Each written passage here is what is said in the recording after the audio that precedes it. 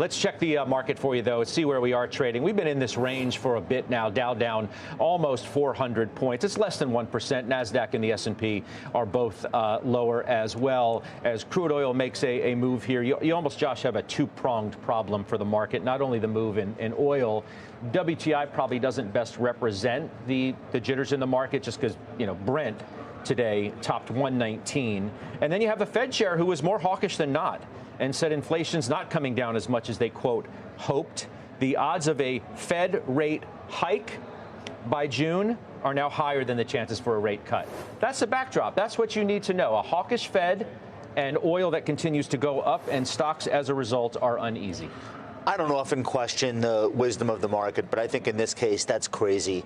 The Fed knows damn well there's nothing it could do with interest rates that would change the price of gasoline at the pump. It's almost an absurd proposition. So I don't believe that to be the case. I understand why the market believes that, just looking at what oil is doing to the inflation numbers, what high gasoline prices are doing.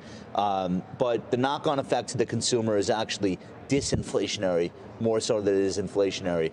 It is absolutely causing people to think twice about spending, and I think we're seeing that sentiment everywhere we look. So I don't believe it. The bigger issue for me is the state of the financials. They look absolutely horrible. The 2-year is up the most on the curve right now. Sure. 385 was what it hit earlier today. We can look at it as Josh is talking. I didn't mean to interrupt, but just to give context to that, yields are definitely up, especially on the short end, on the back of what Powell had to say yesterday and where the Fed seems to be positioning. Yeah, no, Judge, it's the right interruption because that's really the most important thing. This is the highest we've seen the 2-year since August of 2025. And in the meanwhile, it almost feels like there's nowhere to hide the last couple of days. Gold just broke down below its 50-day moving average. Metals and mining on the whole are the stocks themselves are negative. The materials are down 2%. We've lost the home builders because mortgage rates are not coming down at the rate that we had hoped earlier this year. And now you've got 26% of the S&P 500 below the 50-day, which is the lowest reading since Liberation Day almost a year ago. That is a 2 standard deviation below the mean, and it's problematic. 52-week lows on the NYSE are now at 5%. That's the highest since November. So it's a risk-off tape, and we've lost a lot of the areas that we were using as sort of like all right, here's a little bit of a hedge, or here's a little bit of a non-correlated asset. People are just right now looking at a lot of these developments, looking at the bond market, looking at oil, and just saying, you know what? I don't need to figure out the next thing I want to invest in right away. Let me move some cash to the sidelines. Jan, it's the stats continue along the lines of what Josh was talking about. This was as of yesterday. Less than 30% of the S&P stocks are above their 50-day. It's the lowest since April of 25. So go back to Liberation Day, to when the market really got upset, and you had a number of stocks below their 50-day. So we're not looking great under the surface. Metals, gold is worst week since '83. And Jonathan Krinsky at BTIG says, buckle up, that the 200-day moving average of the S&P 500, which is 66.15, looks unlikely to hold. We're below it now, okay? So it's unlikely to hold. He thinks a move towards 6,000 has a decent probability. That barring a close back above 6,900, so that's, a few hundred points higher from here, that the bears maintain the upper hand. Well, I think one of the reasons that we saw this broadening out, particularly since August of last year, was this expectation of accelerating economic momentum. Part of that explanation was a continued accommodative monetary environment, not just here, but also outside of the United States as well. Josh already pointed to disinflationary trends. And then there was also this expectation of improving margins due to the implementation of AI. At this point, several layers of that value proposition, if you will, in terms of the momentum of the equity market have been upset. We're not looking at potentially as much accommodation. We're actually looking at potentially more restrictive.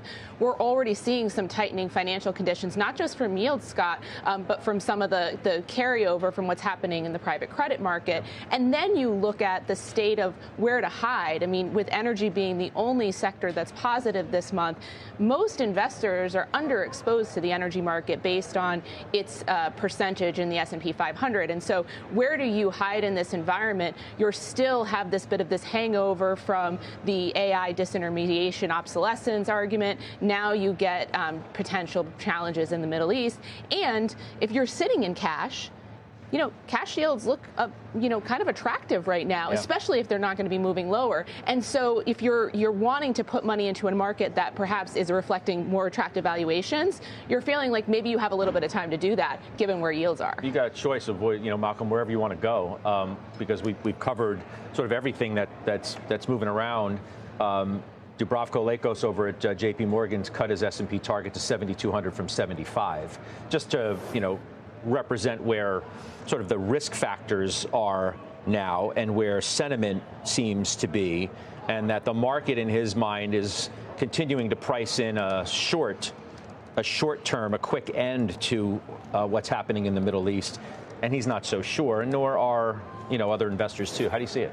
I think those two things run together. I think you made a really good point about the 50-day moving average when you harken back to Liberation Day, but the 200-day moving average, which we've now fallen below, we haven't seen us breach that level since May of 2025, which was sort of the backswing from Liberation Day. And so I think that's meaningful here too, because it shows just how much pessimism has just kind of come into the markets all of a sudden. I think it's also a little bit disappointing to the point that Shan's making about where we are, because earnings were actually really strong in the first quarter.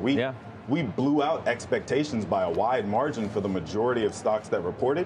And I think that's disappointing moving into a market that now is being uprooted by oil shock concerns. We're being uprooted by now private credit concerns that already existed. Now there's even real conversation happening, whether Josh likes it or not, about interest rate moves upward instead of downward. Like, that's all meaningful for a market that was coming into the year celebrating how strong things look from a fundamental perspective. Hey, I mean, the kind of market we're in right now, look at Micron.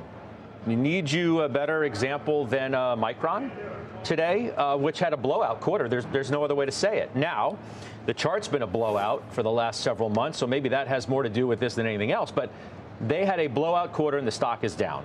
So in this kind of tape, similar to Nvidia a couple weeks back, and this is in a huge high flyer, and the stock's down 5% on what I said was a blowout quarter by any estimation.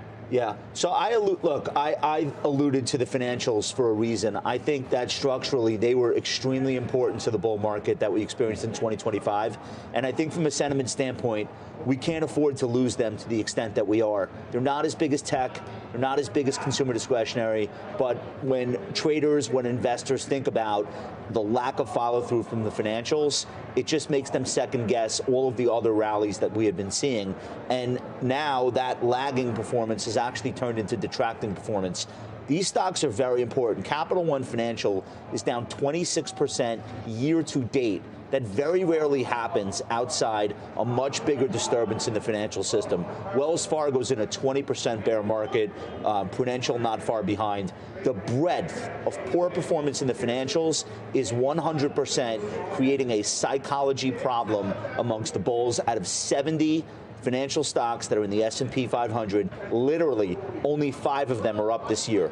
Only 5. And they're not necessarily the 5 that you want to see. CME and CBOE, which are two companies that thrive on market volatility. Interactive Brokers up 5%. Then you've got CB and Travelers, and that's it. All of the other financials are in the red, and many of them substantially so. Well, how do we get a bull market going with these companies so deep in the hole?